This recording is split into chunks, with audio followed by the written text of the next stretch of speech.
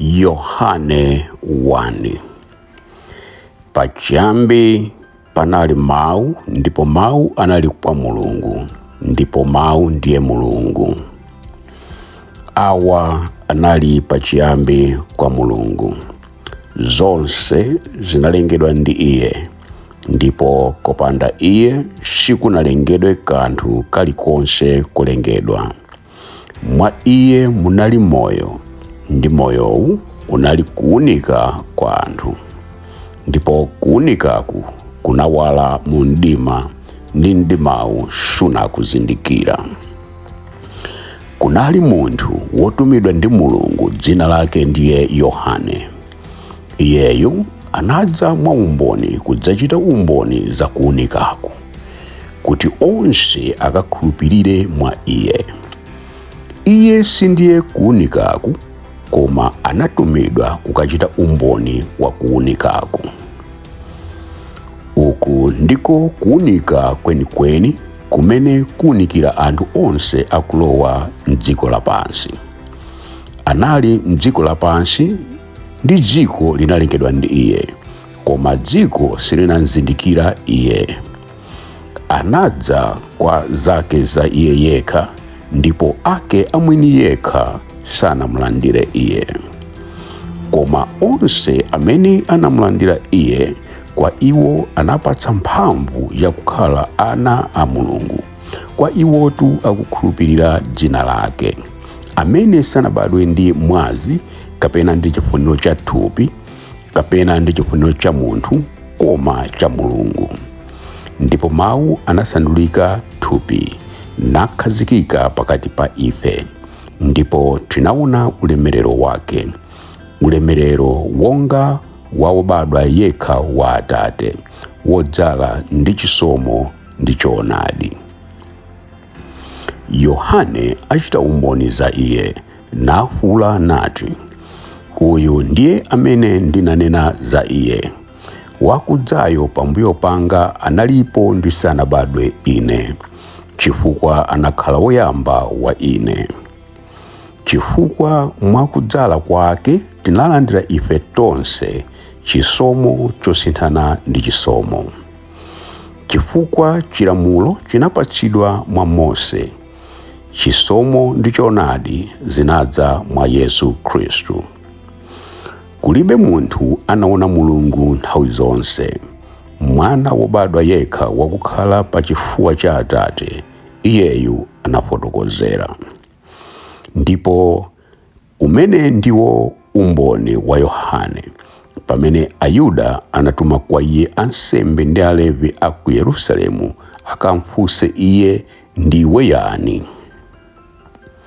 Ndipo anavomera wosakana, nalola kuti, sindine Khristu. Ndipo anamfunsa iye, nanga bwanji, ndiwe Eliya kodi? Nanena iye, sindine iye.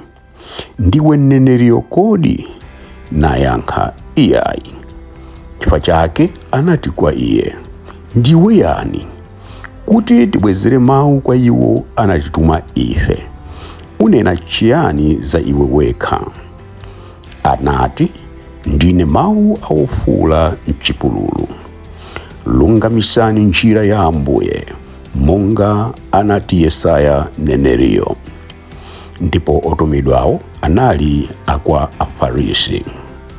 Ndipo anamfunsa iye nati kwa iye, koma ubatiza bwanji ngati suli Khristu, kapena Eliya, kapena mneneriyo?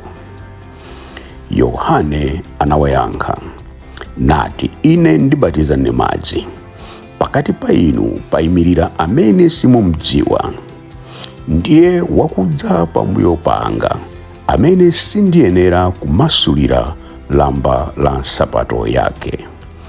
Zinthu izi zinachitika m'Betaniya tsidya lija la Yorodani, pomwe anali kubatiza Yohane.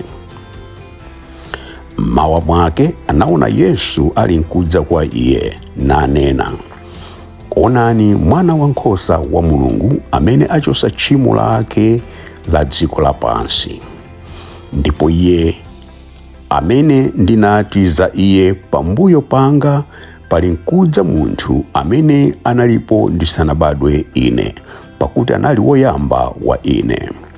Ndipo sindinamudziwa iye, koma kuti aonetsedwe kwa Israeli. Chifukwa cha ichi ndinadza ine kudzabatiza ndi madzi.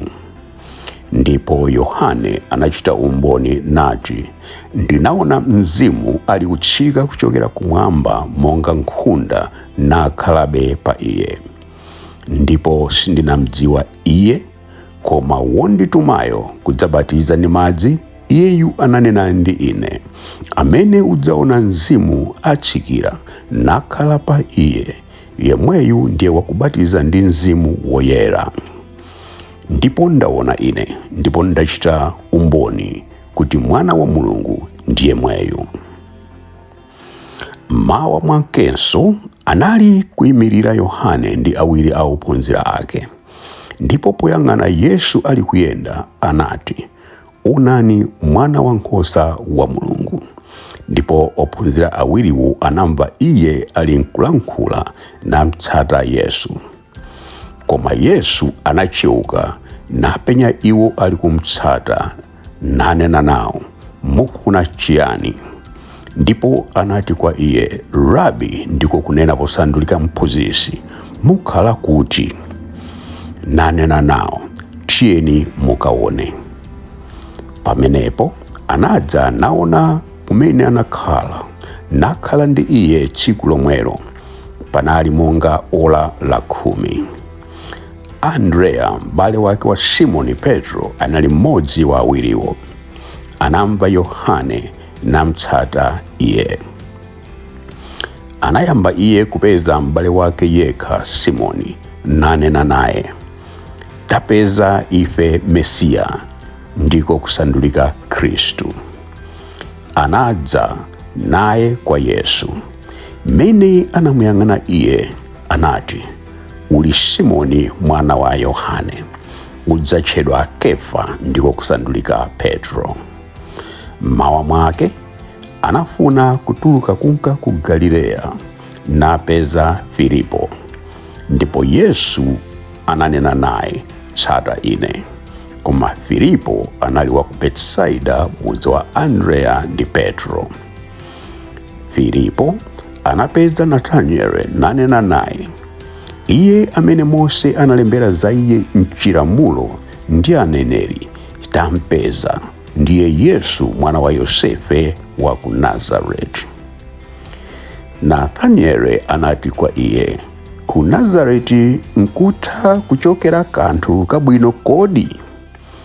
Filipo ananena naye, tiye ukaone. Yesu anaona Natanieli ali nkudza kwa iye, nanena za iye, onani Mwisraeli ndithu, mwa iye mulibe chinyengo. Natanieli ananena naye, munandidziwira kuti? Yesu anayankha nati kwa iye, asanakuyitane Filipo, pokhala iwe pansi pa mkuyu paja, ndinakuona iwe. Natanieli anayankha iye, Rabi, inu ndinu Mwana wa Mulungu, ndinu mfumu ya Israeli. Yesu anayankha nati kwa iye, chifukwa ndinati kwa iwe kuti ndinakuona pansi pa mkuyu ukhulupirira kodi? Udzaona zoposa izi. Ndipo ananena naye, indetu indetu ndinena ndinu, mudzaona thambo lotseguka ndi angelo a Mulungu akwera natsikira pa Mwana wa Munthu.